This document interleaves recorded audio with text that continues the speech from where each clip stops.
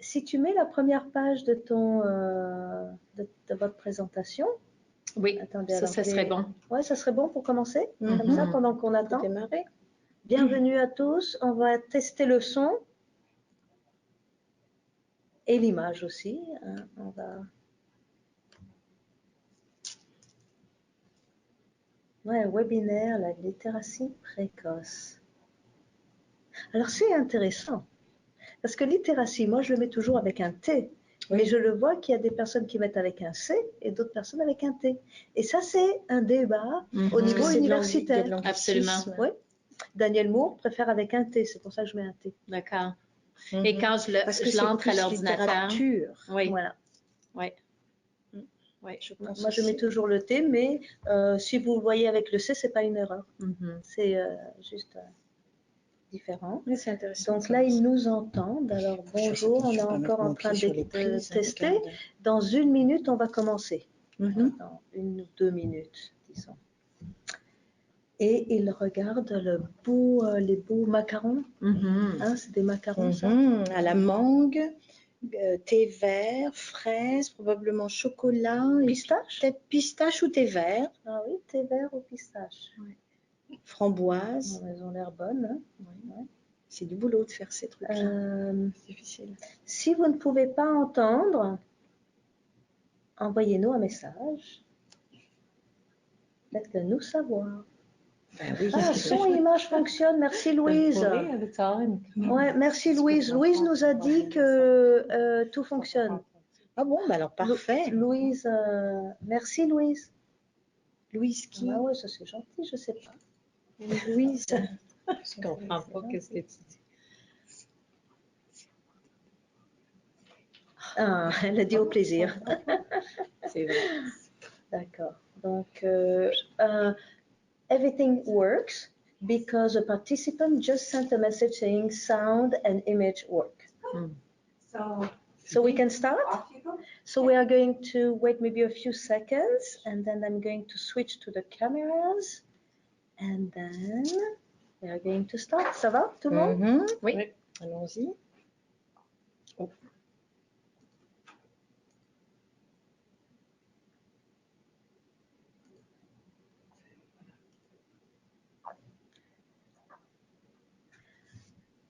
Bonsoir.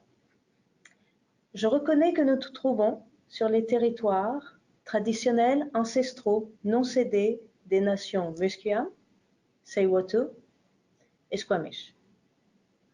Ici, à la Fédération, il est très important de faire la reconnaissance des territoires. Et nous essayons maintenant de le rendre un peu plus authentique en faisant un peu de recherche sur les nations. Et ce soir, je vais en profiter pour partager avec vous une citation ou disons un renseignement que j'ai appris sur les Tsleil-Waututh. Et les Tsleil-Waututh qui vivaient ici, dans cette région de Vancouver, ils avaient une citation qui disait « Quand la marée était basse, on mettait la table ».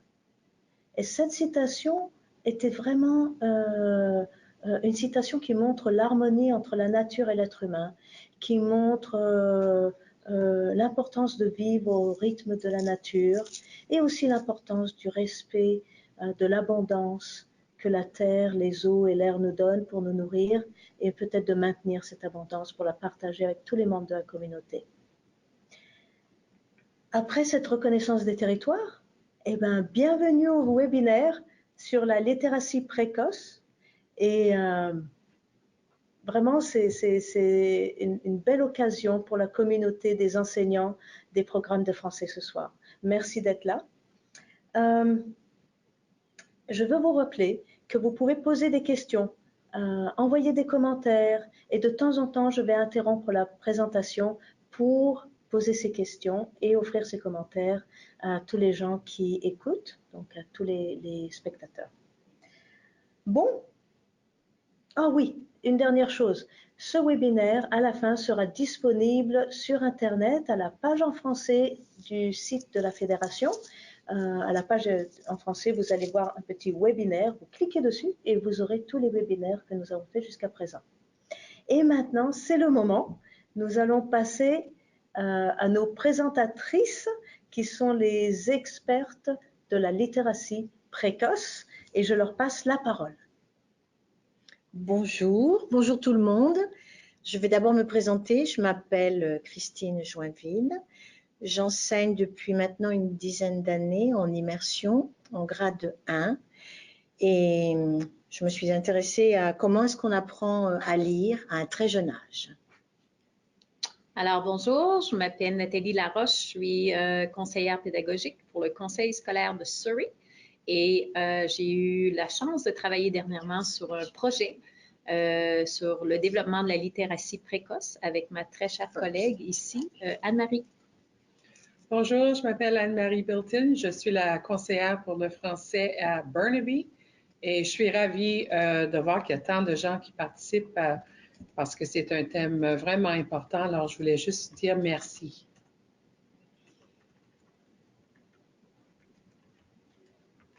Lucie, on peut passer à la première image. Oui, bien sûr, bien sûr. Je vais le faire tout de suite.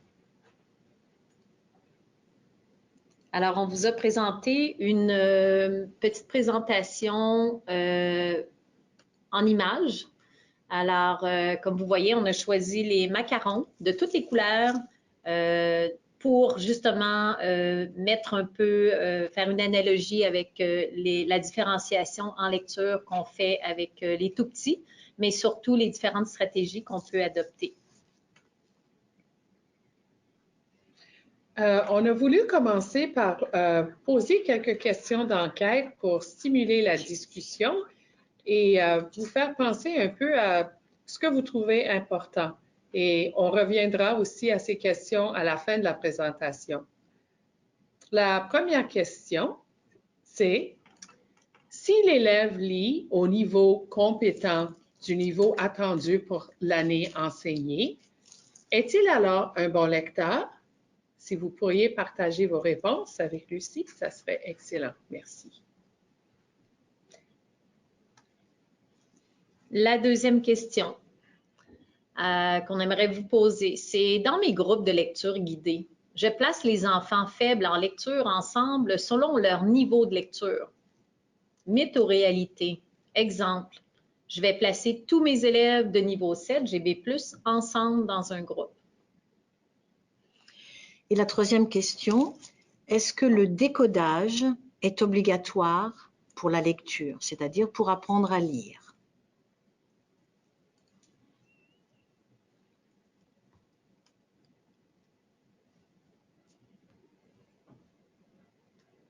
Est-ce qu'on a des gens qui veulent partager des idées à ce moment? Ici? Envoyez des réponses si vous voulez, envoyez des idées par rapport aux questions. On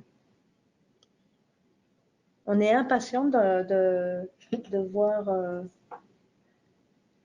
quelles sont vos réponses. Oui, puis lorsque vous envoyez vos questions ou encore réponses par rapport à ces trois questions-là, n'ayez crainte, on ne va pas dire votre nom, votre conseil.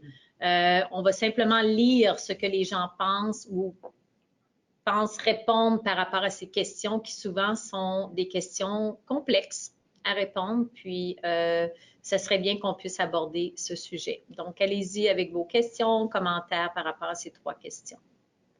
Alors, merci. Il y a des personnes qui ont envoyé quelques réponses. Merci beaucoup parce que ça rend le webinaire un peu plus vivant. Si l'élève lit avec compréhension, il est bon lecteur. Pour ce qui est des groupes de lecture à mon école, on utilise le programme Apprendre à lire à deux. Et les enfants sont placés par tuteur et lecteur. Pour la première question, il faut aussi vérifier la compréhension. Je suis ortho, alors j'ai des petits groupes d'élèves de tout niveau. Nous, SD28, pensons que les réponses sont non. Bon lecteur, non, car même s'il décode bien, cela ne veut pas dire automatiquement qu'il a accès au sens. Oui, c'est tout à fait ce qu'on pense, en effet, parce qu'il y a des enfants qui décodent, qui lisent des mots sans savoir ce que ça veut dire, et ça, c'est un véritable problème. Donc, il faut travailler beaucoup plus sur le vocabulaire et aider les enfants à avoir une compréhension de ce qu'ils lisent pour en retirer quelque chose. Et il y a des tas de stratégies qu'on peut enseigner là-dessus. Est-ce qu'il y a d'autres commentaires? Oui, en fait, attendez que je regarde. Les groupements dépendront de l'intention pédagogique derrière l'activité. Le décodage est obligatoire pour la lecture. Voilà, on a une réponse oui, merci. Catégorique là. Oui, merci pour ça. Le décodage est obligatoire pour la lecture. C'est en effet ce qui se passe. Parce que s'il y a des enfants qui lisent bien, on a l'impression qu'ils lisent bien, les parents, les enseignants peuvent dire oui, il lit bien. Bon, s'ils ne comprennent pas, obligatoirement, il manque quelque chose. Mais surtout, quand ils vont lire de nouveaux mots, avoir de nouvelles lectures avec du vocabulaire qu'ils n'ont jamais étudié, le décodage sera important parce qu'il faut véritablement que l'enfant puisse arriver à lire ces mots nouveaux. Donc, c'est pour ça que cette question était vraiment importante. Oui. Et par rapport au décodage, c'est aussi important parce qu'on sait qu'au primaire, surtout, c'est important qu'on s'attarde sur cela parce que rendu en 4, 5, 6, ça devient encore plus difficile d'être capable de lire si on ne peut pas décoder avec fluidité. Donc, si on est capable d'intervenir très tôt, avec cela, ça aide énormément. Souvent, les élèves en orthopédagogie qui ne décodent pas bien suite à la 4e année, en fin de compte, ne décoderont jamais vraiment bien. Alors, plus on peut le faire au primaire, mieux c'est. Merci. Et le faire, en effet, très tôt. Oui. Et bien sûr, il faut encourager les parents, bien sûr, de lire à la maison dans leur langue première pour justement s'assurer que le décollage est fait dans leur langue, qui, on sait très bien, va être transférable aussi. C'est sûr que les sons ou en, ouin et tout ça, on va les travailler plus tard en français, mais le décodage est travaillé aussi dans leur langue première. Une autre remarque du public, merci aux spectateurs d'envoyer vos réponses. Je crois que c'est important de placer les enfants dans des groupes qui leur permettent de rester dans leur zone proximale de développement. Si le niveau est trop élevé, l'enfant ne pourra pas nécessairement en bénéficier. Et ensuite, une autre remarque, un commentaire, j'aime bien la ressource, raconte-moi les sons. On va y venir. Alors, est-ce qu'on y vient ou est-ce qu'on y va? On va en parler dans quelques minutes. Oui. Très bien. Oui. Excellent. Alors, Lucie, si on peut retourner à la présentation. D'accord. Maintenant, avec plaisir.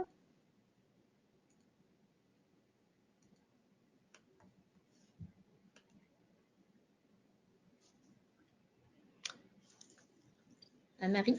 Alors, on voulait juste orienter un peu la discussion des ressources. Nous allons bien sûr vous présenter tout un inventaire ce soir, mais on voulait aussi penser à l'idée que lorsque vous allez regarder ces ressources, c'est bien sûr fort probable que toutes ces choses que nous allons vous présenter ne seront peut-être pas dans vos écoles. Et donc, c'est juste important de se rappeler un peu les contextes dans lesquels on veut sélectionner des ressources. Alors, d'abord, vous voyez un cercle extérieur qui se réfère vraiment au comment de l'enseignement de la lecture. Alors, quand vous allez regarder des ressources ou quand on va les présenter ce soir, on va vous parler de cette idée de situer votre choix de ressources dans un de ces contextes. Alors, est-ce que c'est un livre que vous voulez utiliser, par exemple, pour votre lecture à haute voix? Est-ce que c'est un livre qui serait peut-être plus efficace utilisé en lecture partagée? Et aussi, bien sûr, pour votre lecture autonome et la lecture guidée. Et ensuite, une fois que vous avez orienté la lecture dans ce concept de comment vous allez enseigner, bien ensuite, vous jetez un deuxième regard sur cette ressource pour dire, bon, alors quel contenu est-ce que je peux exploiter? Donc, dans l'intérieur du cercle ici, alors c'est le vocabulaire, par exemple, ou est-ce que je peux explorer l'aspect phonémique ou est-ce que je veux travailler, j'oublie moi-même, la compréhension et de toute évidence qui est très importante. Donc ça, c'est vraiment le quoi. Alors, quand nous allons parler des ressources ce soir, nous allons parler dans ces contextes-là. Alors, le comment, donc quelle situation de lecture, et ensuite le quoi, quels aspects est-ce que je pourrais mettre en évidence.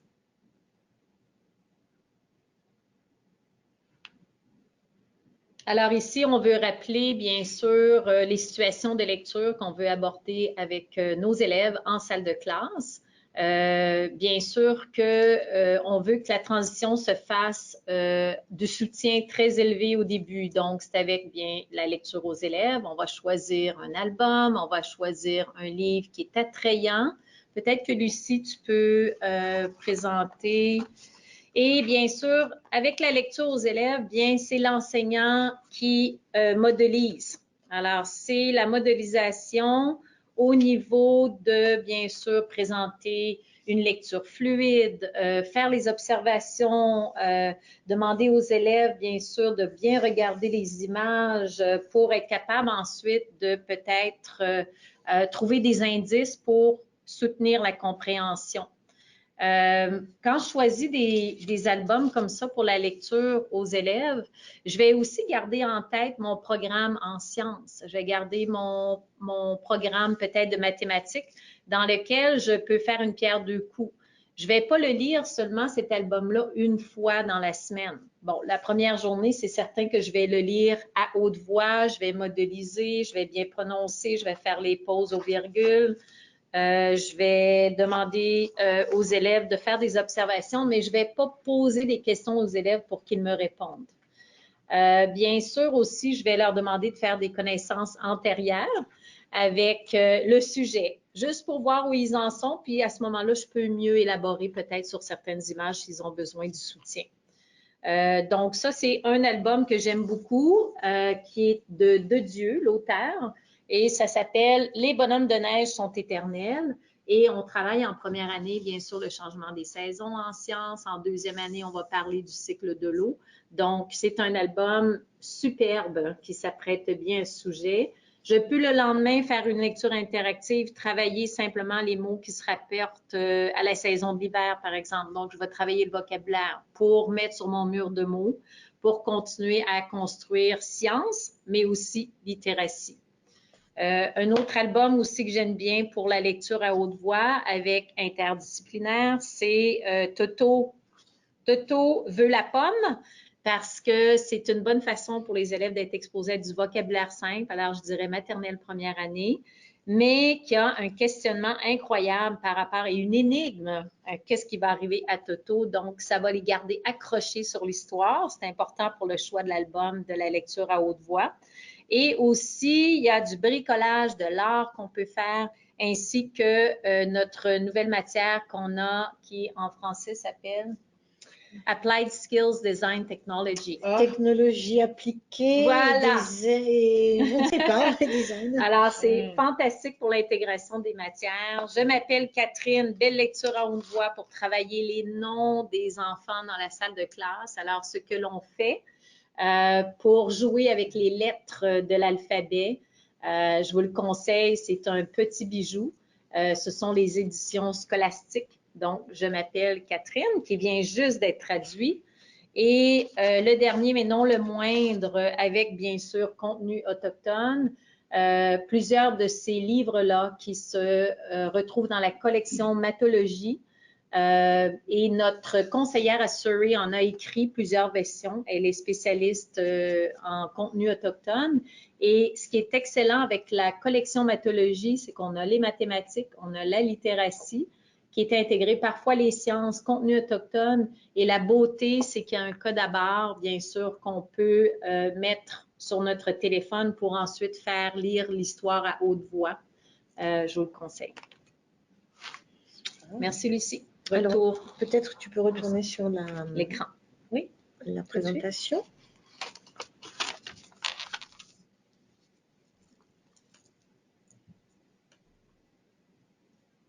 Alors, on a parlé de la lecture aux élèves et maintenant, on va parler de la lecture partagée.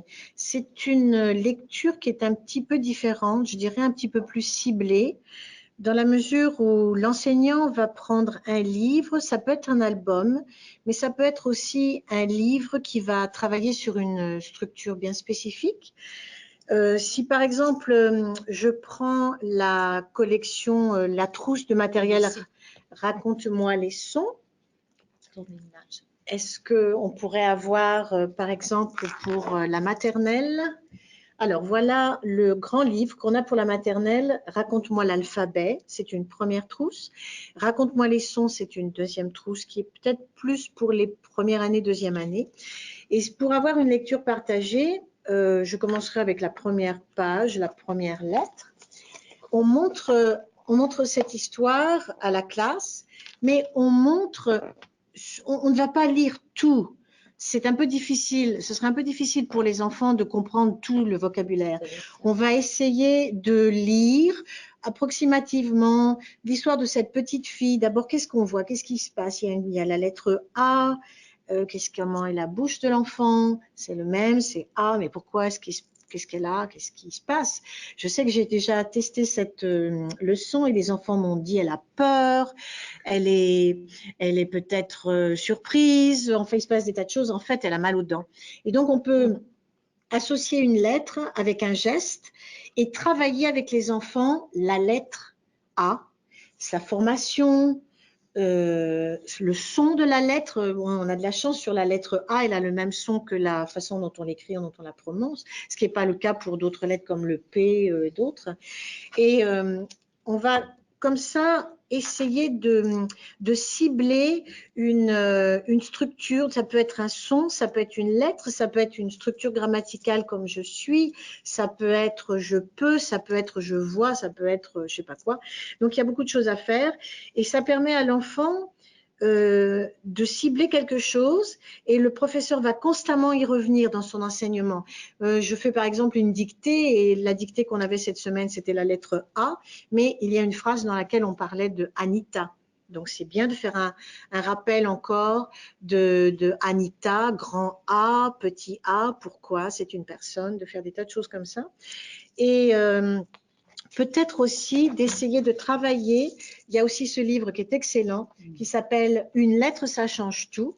Et si vous travaillez sur une lettre, par exemple, si vous travaillez sur la lettre P, vous aurez ici le dessin d'une poule. Vous pouvez raconter toute une histoire à propos d'une poule.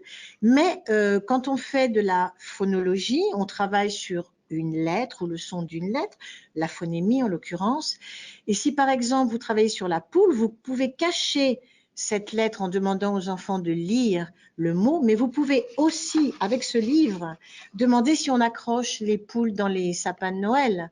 Et là, une lettre, ça change tout puisque ça devient une boule. Et vous pouvez après étendre l'activité avec d'autres lettres. Moi, je ne sais pas, les moules, les foules, enfin, il y aurait beaucoup de choses à dire comme ça sur la lecture partagée. Donc.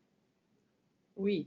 Puis, ce qui est bien, alors ça, c'est une façon, par exemple, de pratiquer la phonémie, en effet, la manipulation des sons. Et nous savons, en fait, que cette capacité à manipuler les sons, c'est vraiment très important pour appuyer la lecture. Ce qui compte par la suite, par exemple, c'est de faire un retour après une pratique comme ça qui est vraiment ciblée, de le retourner, par exemple, à un texte pour que l'enfant puisse faire la connexion entre ce qu'il vient de pratiquer, ce qu'il a manipulé, mais si c'est un son particulier qu'on travaille, et ensuite on remet ce son dans le contexte réel de lecture, juste pour aider à faire cette transition vers la lecture. Et si je peux intervenir, si vous travaillez la rime aussi, je pense que c'est une bonne façon justement d'éveiller sur les sons, n'est-ce pas? Oui, parce qu'on peut très bien voir le son A au début, mais on peut très bien voir le son A à la fin du mot, au milieu, n'importe où. Alors, chanter, comptine, petit poème qu'on retravaille pendant la semaine, mais toujours encore une fois renforcer le son. Oui. Alors, moi, j'ai ici un livre, Qui suis-je? Ça, c'est de la collection Scholastique. Et en fait, Scholastique a aussi des grands sacs. Ça vient dans un grand sac. Attendez, je peux vous montrer. Comme ça. Et à l'intérieur de cette trousse, vous avez aussi un CD-ROM où il y a une version numérique. Et on vous fournit aussi des petits livrets du même titre qui pourraient alors servir suite à votre lecture partagée, par exemple, pourrait devenir aussi une lecture autonome par la suite. Et on sait que on suggère Arlington, je ne sais pas si vous connaissez le chercheur Arlington, mais il parle de cette notion de lire et de relire à plusieurs reprises. Nous, ça semble ennuyant en tant qu'enseignant, mais pour les élèves, en fait, c'est très efficace de relire le même texte, mais peut-être avec un emphase sur des aspects différents. Et celui-ci, je trouve, il est bien aussi, surtout si vous êtes nouveau enseignant, parce qu'à l'intérieur, il y a un petit dépliant pour l'enseignant. Et ce que j'aime de cela, c'est pas une tome, là. Parfois, les guides pédagogiques, bon, il faut lire tout le livre, mais chaque livre est accompagné d'une fiche et qui vous propose, en fait, plusieurs façons de revoir le même texte, mais d'exploiter des aspects différents. Idéalement, vous voudriez faire un lien entre, bien sûr, ce que vous avez fait dans votre lecture à haute voix. Alors, si par exemple, je reprends le livre de Nathalie, ce livre-là, qui était plus difficile, plus riche, pourrait peut-être, par exemple, exploiter la stratégie de compréhension, faire des prédictions, n'est-ce pas? Et maintenant, vous voyez ici, j'ai un livre beaucoup plus simple. Alors, je pourrais exploiter encore une fois la même stratégie et peut-être que cette fois, je le fais à la lecture partagée ou peut-être, comme déjà mentionné, je pourrais pratiquer en petits groupes avec ce livre simplifié dans le contexte de la lecture guidée.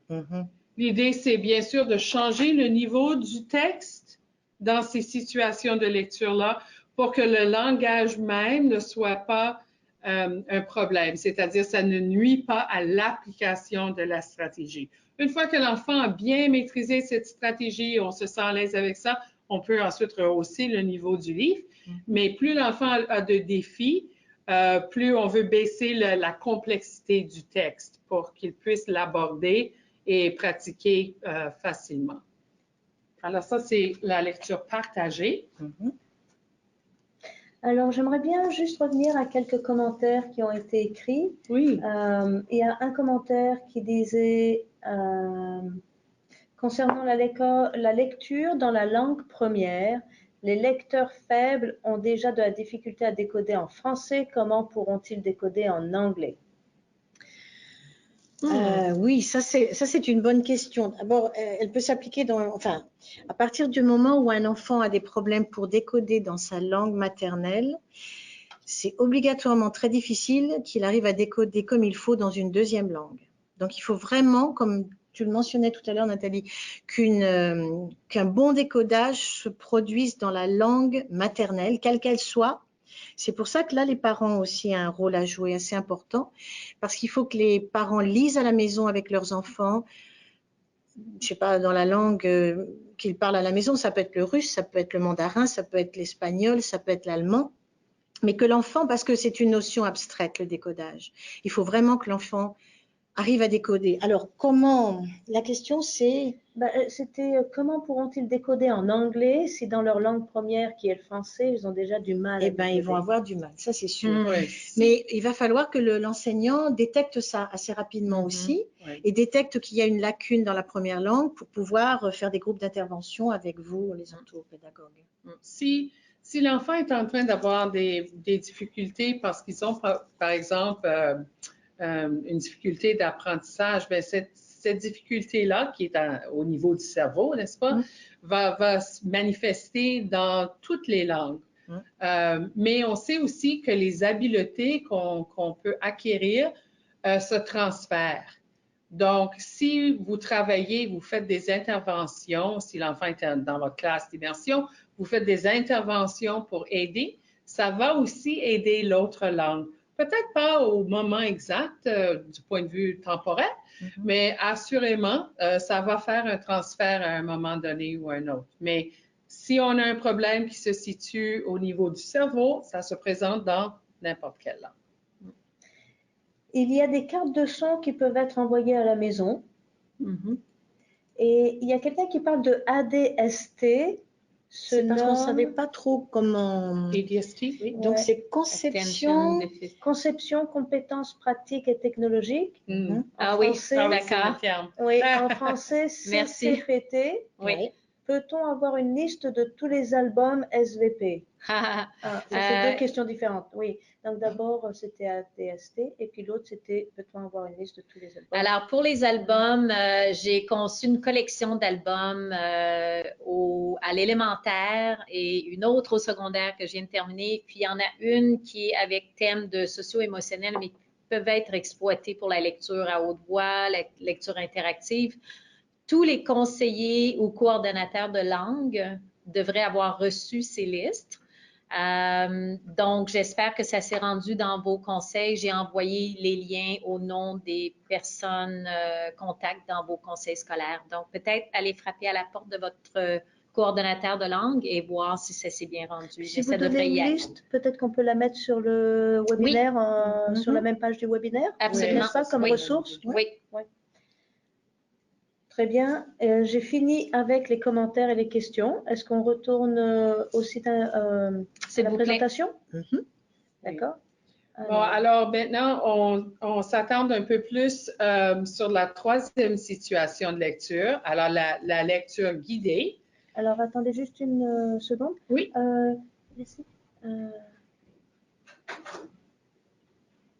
Tu n'as pas le... Non, je ne l'ai pas. Oh, moi, non, j'ai pas eu retrouvé. J'ai retrouvé. Oui. C'était une fausse alerte. Ça va? C'est bien? Oh, alors c'est ça que, tu vois, c'est l'étape que j'ai pas fait, que j'ai dû faire la dernière fois. Voilà. Alors, on parle maintenant de la lecture guidée. Alors, la lecture guidée, vous allez faire pour c'est votre première étape d'intervention. Pendant que vous faites la lecture partagée, c'est là en fait où vous pratiquez avec les élèves ce que vous avez enseigné pour vos leçons de littératie, n'est-ce pas? Et quand vous êtes en train de poser des questions, parce que c'est le questionnement qui est l'aspect le plus essentiel pendant la lecture partagée, ça vous donne aussi la chance d'observer vos élèves, de remarquer qui lève la main, qui lève pas la main. Vous allez demander à certains élèves, venez montrer à madame où est la lettre A, par exemple, dans mon texte, ou est-ce que quelqu'un peut me montrer quelle chose dans cette image t'aide à interpréter ce mot, ou je ne sais pas, ça va dépendre de ce que vous enseignez.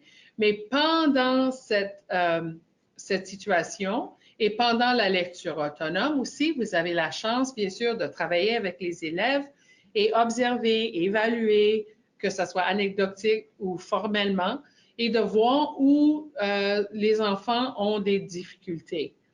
Et par la suite, alors, de regrouper ces élèves-là pour faire une petite intervention.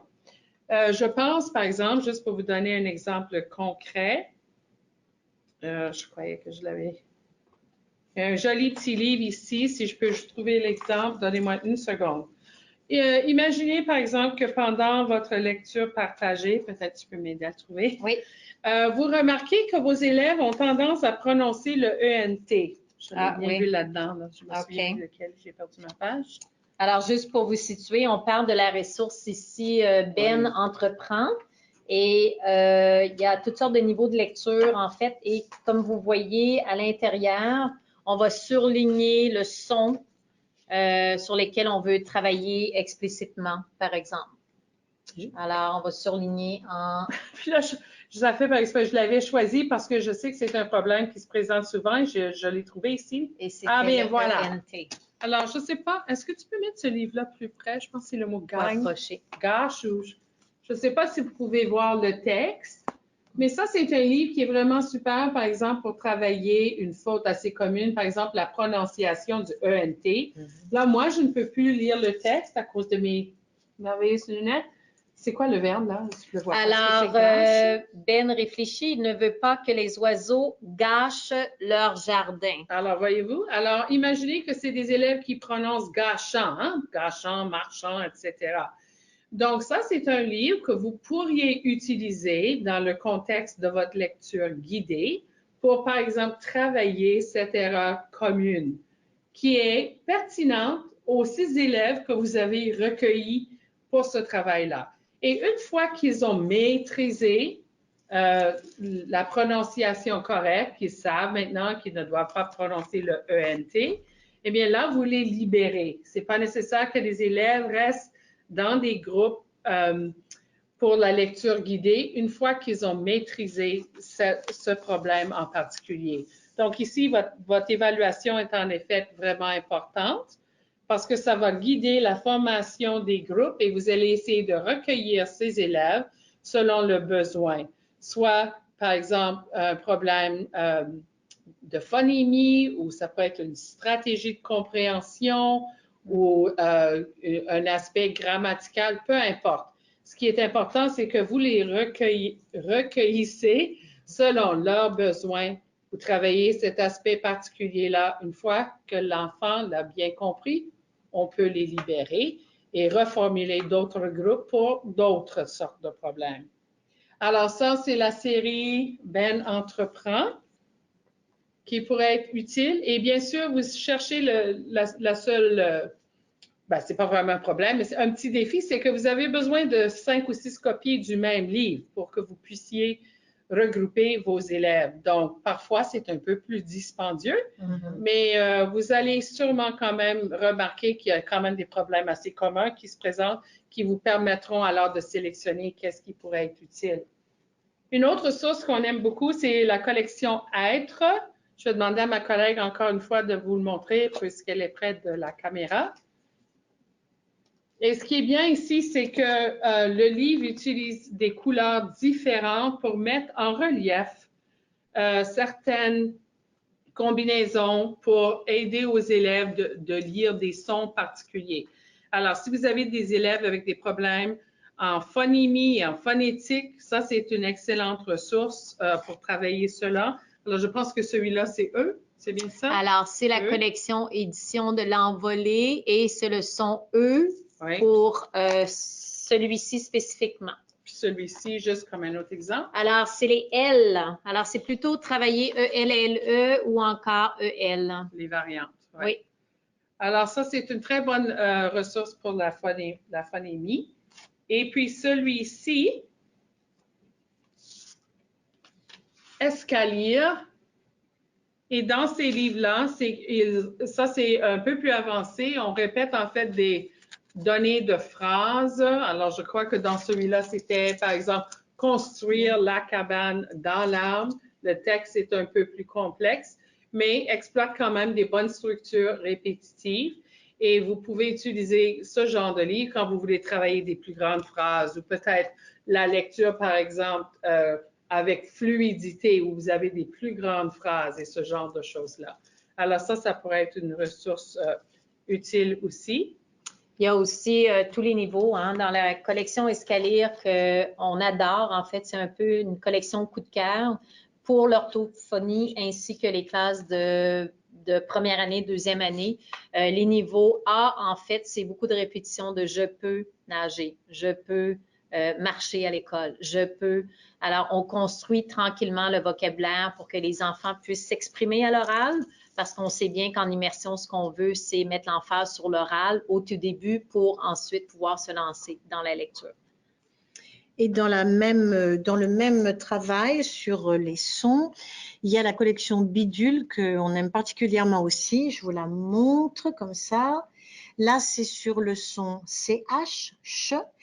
Et là aussi, le début de la collection est vraiment pour la maternelle première année. C'est dimanche, il fait chaud, toute la famille va passer la journée au chalet et toute l'histoire porte beaucoup d'attention sur le son ch que les enfants doivent retrouver et vous allez, vous, en tant que prof, les prononcer et ils vont les entendre en permanence. Ça, c'est aussi une très bonne collection. Bidule. C'est les éditions Passe-Temps. passe-temps. C'est bon. Voilà. Je pense qu'on peut retourner à la... On retourne? Oui.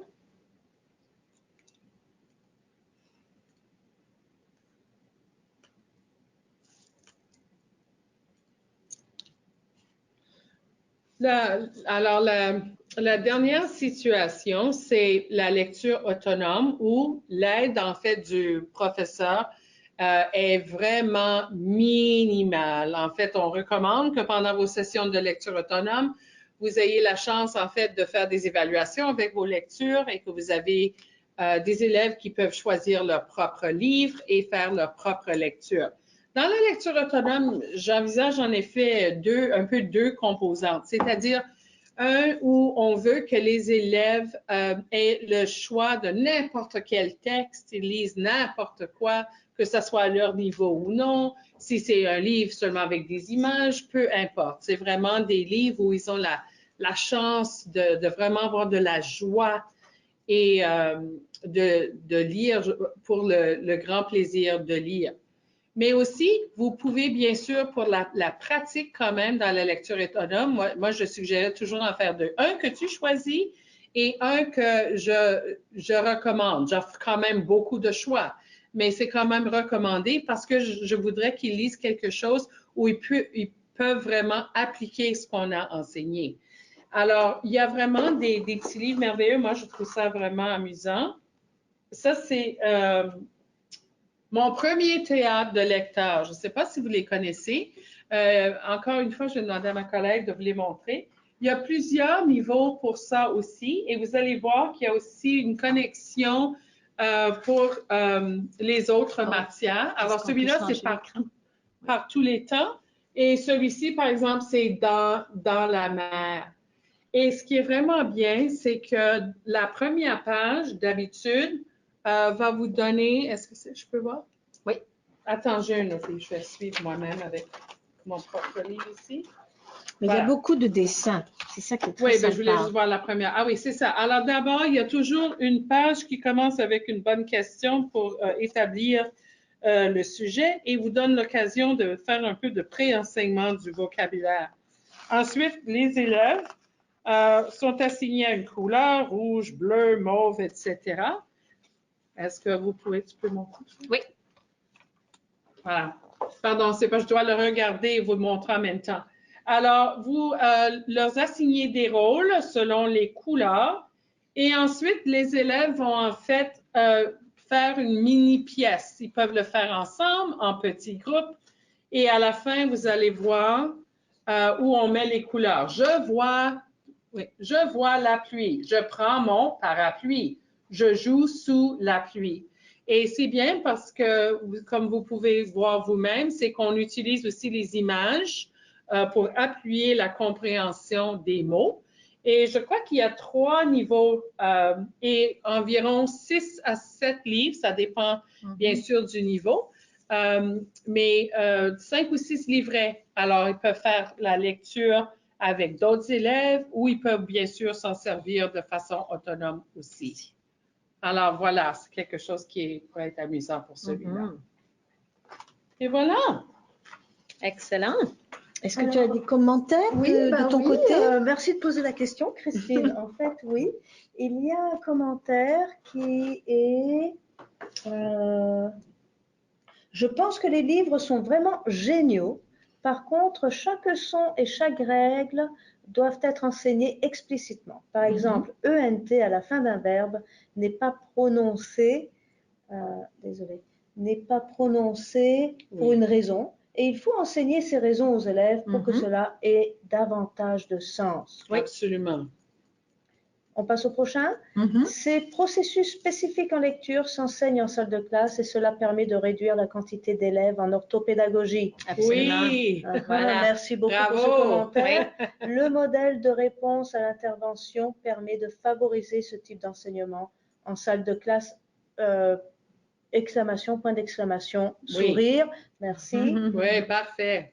Quel est le nom à nouveau de cette dernière ressource?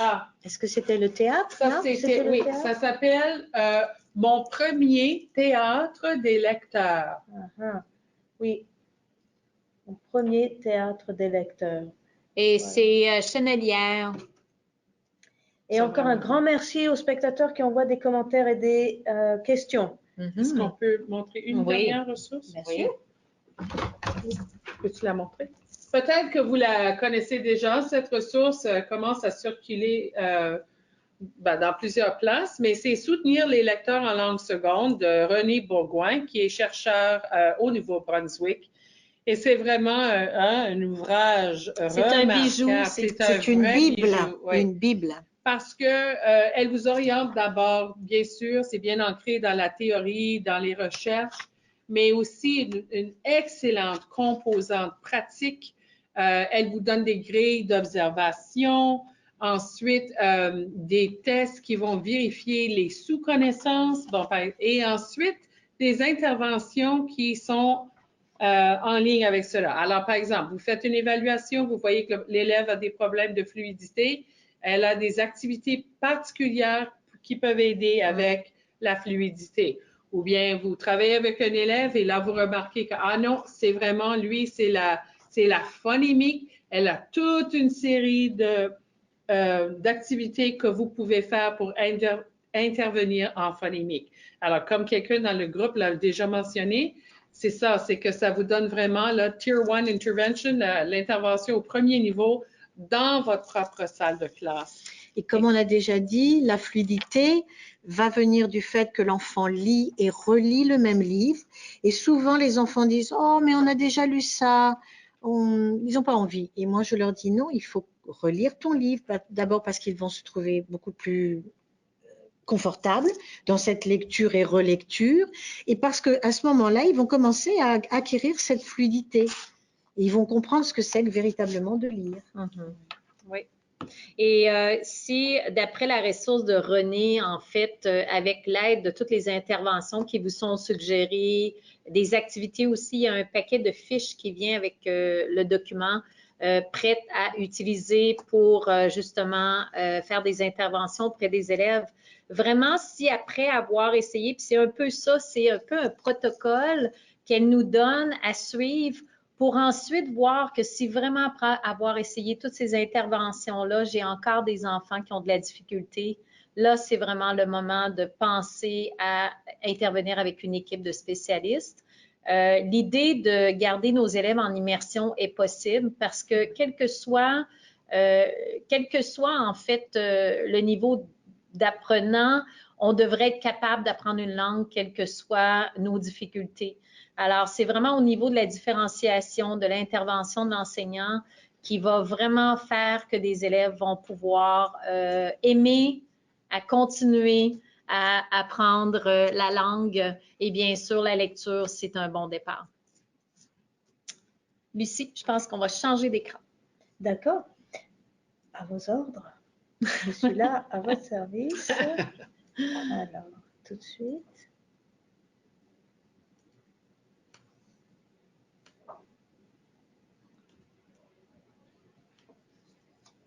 On a ajouté celle-là parce que c'est un petit cadeau. On sait souvent que les enfants ont de la difficulté avec le B, le D, le P, le Q.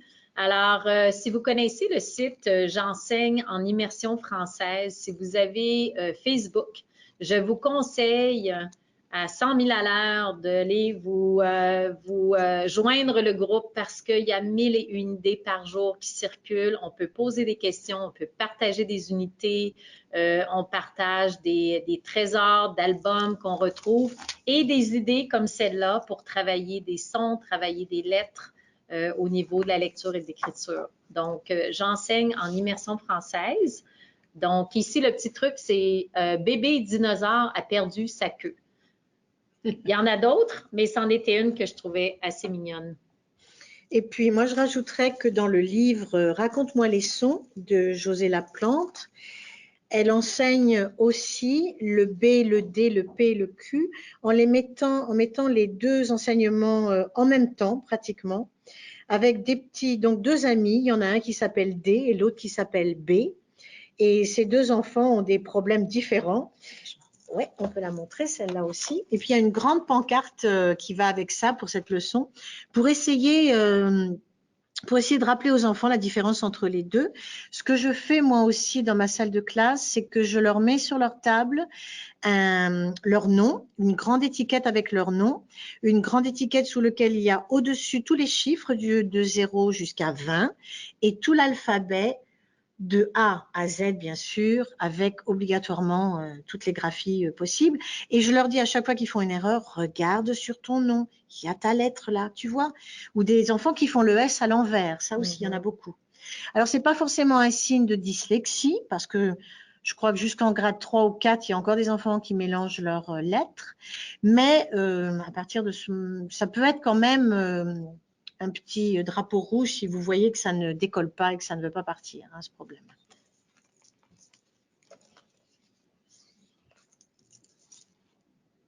On va passer à la diapo prochaine.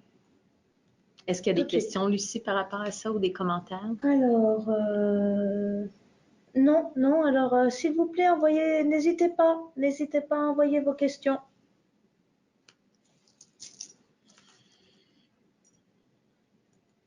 Alors, la grande question, bien sûr, en immersion française, souvent, on se retrouve à toujours chercher des nouvelles ressources ou encore chercher des ressources pour notre salle de classe. On vous pose la question, d'après vous, quelles sont les meilleures ressources? Et où sont-elles? Comment on fait pour les dénicher? Alors, on vous donne 2-3 minutes ici pour répondre à cette question. On attend vos réponses. Quelles sont les meilleures ressources, à votre avis? Les éditions Passe-Temps. Oui. Oh, j'aurais envie de dire oui parce que je les adore, celles-là. Oui, non, mais c'est bien. Oui, oui. Les éditions Passe-Temps. Oui, encore, Oui. c'est vrai. Elles sont claires. Génie Folie. Ah, Ça, nouveau. oui, On va moi je prendre connais note. pas. On Nous, on va connaît prendre Jolie une note, Phonie, mais pas Génie Folie. Génie Folie. C'est quoi ça? Génie, je ne connais pas. Toi, tu connaissais quoi? Jolie Phonie. Jolie Phonie. Est-ce que c'est une erreur de frappe ou est-ce que c'est vraiment confirmé Génie C'est Folie? folie. Ah, c'est folie et non pas phonie. Oh, Ah. en plus. Alors, c'est différent alors. Ah, ben, Alors, qu'est-ce que c'est? Merci. J'aime bien Cliquemot des éditions Grand-Duc. OK. Oh, Wow. TeacherTube a des bonnes ressources comme les chansons. Ah, OK. Comment ça s'appelle? TeacherTube, comme YouTube, TeacherTube. ok. Teacher Tube. Il y a quelqu'un qui a envoyé un lien internet pour aller à géniefolie.com, catégorie produits primaire. On mettra ce lien avec le webinaire. Merci beaucoup, Chani. Oui, Génie Folie, oh là là. On a Escalire et GB+, ouais, Ça, c'est Passe-Temps. mais je ne les trouve pas très facilement peut-être. Oui, ça peut être difficile. Forêt de l'alphabet et Sentier de l'alphabet. Et l'univers des sons de André Gaudreau, qu'on a aussi, Oui, on en a parlé, enfin on en a parlé entre nous, oui. Moi, je voudrais peut-être revenir. l'école. Ah oui, TA à l'école. Trouble arrobase d'apprentissage à l'école. Oui, excellent site Internet. Merci. Émergence de l'écrit d'André Gaudreau. Émergence de l'écrit. Ensuite, oui, il y a quelqu'un qui a envoyé le lien de TeacherTube. Merci d'envoyer des liens, c'est bien, on va les partager. Merci beaucoup, Daniel. Merci, Chani, pour à l'école. Le jeu du prince de Montordu, ça aussi, je l'ai dans ma salle de classe. C'est une collection. Et en effet, ce sont des mots un peu bizarres. Je crois que c'est ça. D'abord, il s'appelle Montordu. Et donc, je crois qu'il y a des histoires. Enfin, moi, mes livres, il y a des histoires de chevaliers. Il y a des histoires de châteaux. Ça plaît beaucoup aux garçons. Et on a peut-être quelques princesses aussi pour les filles, mais il y a surtout du vocabulaire qui est bizarre. Donc, les enfants se demandent qu'est-ce que c'est que ce truc parce qu'ils n'ont jamais franchement entendu. C'est pas des mots courants. Qui existe. qui existent. Ouais. Ah, On joue avec les mots, On joue avec les mots, sons. avec des mots concrets, avec des pseudo-mots, avec des choses comme ça. Super. D'autres choses, chante-moi les sons. Je qui donne sa langue au chat. Pour les Ah mots oui. questions. ça, c'est Chante-moi normalement les l'autre. sons. Chante-moi les sons. Hmm. Je qui donne sa langue au chat pour les mots questions. Ensuite, mon à mot, mot à mot. Mot à mot. Oui. Mot à mot. Les chansons d'Alain. Et encore un site internet. Merci beaucoup. La planète des astres. Oui, j'ai entendu parler de ça. Michaela, merci. Continuez, là, vraiment, c'est incroyable. Hein. On va Mhm. avoir une Wow, banque c'est de ressources. On en a Est-ce qu'il y en a plus, qui on en connaissent le reçoit plus site? qu'on en donne. Il y a un site qui s'appelle Lalilo. Alors, on peut créer un compte. C'est un site Internet que j'ai suggéré à certains parents qui demandaient d'avoir des suggestions pour que l'enfant puisse travailler en français après l'école. Donc, c'est gratuit. Les parents peuvent s'inscrire. Ils inscrivent leurs enfants. Ça s'appelle Lalilo. Donc, c'est encore pour la phonétique. Mhm. Bon, ben écoutez, là, Ben, il y a une dernière chose. je vais vous poser une question, chers amis. Parce que moi, on veut dire une petite chose. Ben, on veut vous Quelles donner la sont- réponse, la quelles meilleure sont- ressource. Ben voilà, quelle est la réponse? Quelles Ben, sont c'était les la ressources? prochaine diapo pour tourner. Ah, faut que je La retourne. surprise est là, La les grosse lignes. surprise, Mais- la ressource Tout de la suite. plus merveilleuse au monde. Vous êtes Tout de prêts? suite. Et la réponse est... Vous! Oh. Alors, Eh vous oui. êtes la meilleure ressource avec votre expertise de s'assurer que vous enseignez les 4 styles de lecture, bien sûr. Alors, lecture à haute voix, lecture partagée, lecture guidée et bien sûr, lecture autonome. Ce que vous modélisez en salle de classe en tant que lecteur vous-même est une inspiration incroyable pour les élèves. Oui. Et je pense, je veux juste vous féliciter pour vous attarder sur cela parce que on sait, par exemple, que les élèves qui quittent l'immersion, souvent ils quittent parce qu'ils ont des problèmes dans les arts langagiers, en particulier avec la lecture. Et quand vous travaillez la lecture, vous avez la chance aussi, bien sûr, d'avoir un impact dans tous les sujets, hein, la mathématique, en sciences, etc. Parce qu'on doit lire dans toutes les matières, surtout en immersion. Donc, quand vous travaillez cela, vous travaillez vraiment plusieurs choses. Et j'aime toujours mentionner aussi l'idée que vous travaillez aussi même la construction identitaire. Parce que les élèves qui se perçoivent comme des non-lecteurs se sentent vraiment isolés dans la salle de classe et ils se sentent pas compétents et commencent à douter de leur intelligence et toutes sortes de choses. Donc, quand vous rendez un élève habile en lecteur, comme lecteur, vous le rendez aussi habile comme personne. Alors, on vous remercie de votre intérêt dans ce domaine. C'est important. Juste quelques ressources encore. L'outil, la planète des alphas, ne fonctionne pas pour tous les élèves. Les recherches sont mitigées. Tiens, merci de partager ça. Hein. Une super application est Graphogame. Graphogame français, encore meilleur que Lalilo. OK. Graphogame français. OK. Et l'application Graphogame en français est basée sur la recherche neurologique. Ah. Oui. Application pour conscience phono, Bloops. Bloops. Bloops. Vous l'avez déjà entendu parler? Non, Bloops? j'aime ça. Ouais, Non. ouais, vraiment. Comme Et vous ça, avez dit, hein, la meilleure ressource, Oui. c'est eux. Hein. Oui, C'est- exactement. c'est- Vous voyez oui. comment on a besoin justement de tous venir ensemble, se rassembler Oui. pour partager ces ressources. Et Bloops est bâti par une orthopédagogue. Ah, super. C'est Bon bon. à savoir. Hein.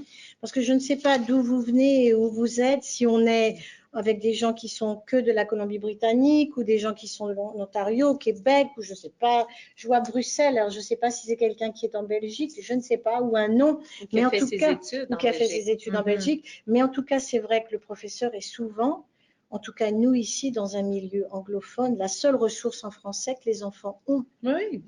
Donc, c'est important. On a l'impression d'être le dessus du chapiteau, le dessus du parapluie. Et c'est vrai que c'est important quand on essaye d'aider nos enfants au maximum. Et surtout, apprendre à lire. Moi, je dis toujours qu'un enfant qui sait lire est un enfant qui ne se sentira jamais seul. Et c'est un enfant libre. Et c'est un enfant libre, parce qu'en Oui. plus, il peut déchiffrer le monde autour de lui. Oui. Ouais. D'accord. Et comme on le disait tout à l'heure, je crois que les enfants, enfin l'alphabétisation en général, apporte 1% de plus au produit national brut d'un pays. C'est vrai. Donc, c'est pas que forcément autour de la cheminée, c'est pour aussi, après, devenir un citoyen responsable, confortable et puis... Et je vous encourage, si vous êtes dans le coin, j'aurais dû apporter une affiche, mais si vous êtes ici à Vancouver, s'il vous plaît, venez au congrès de la PIC qui tourne cette année autour de la littérature précoce et bien sûr différentes façons qu'on peut exploiter les albums, différentes façons qu'on peut intégrer la grammaire à travers les albums qu'on utilise, les lectures. Alors, ça va être un congrès tout en couleurs. Pour la première fois, ça dure 2 jours parce qu'on a des personnes de marque qui viennent et on voulait les garder plus longtemps pour utiliser leur expertise plus qu'un atelier. Donc, je vous encourage. Il reste quelques places. Ça s'est rempli très, très vite. On est très fiers cette année du thème sur la littérature. Donc, apic.ca si vous voulez vous inscrire. Il reste encore quelques jours. Et c'était notre page de publicité. Alors, merci beaucoup.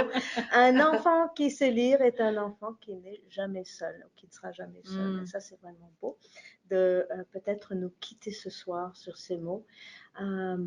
Je ne saurais jamais assez remercier nos 3 présentatrices ce soir. C'était fabuleux. Maintenant, ce webinaire va être disponible sur Internet à la page en français. Vous pouvez y retourner, vous pouvez le partager avec vos collègues. Merci d'avoir écouté et bonne soirée à tous. Bonsoir. Bonsoir. Au revoir. Et c'est la partie 1, il va y avoir une partie 2, mais on n'a pas encore la date. Ah oui, c'est vrai. Ah oui, ah oui. Bon, merci beaucoup. Au revoir. Au revoir.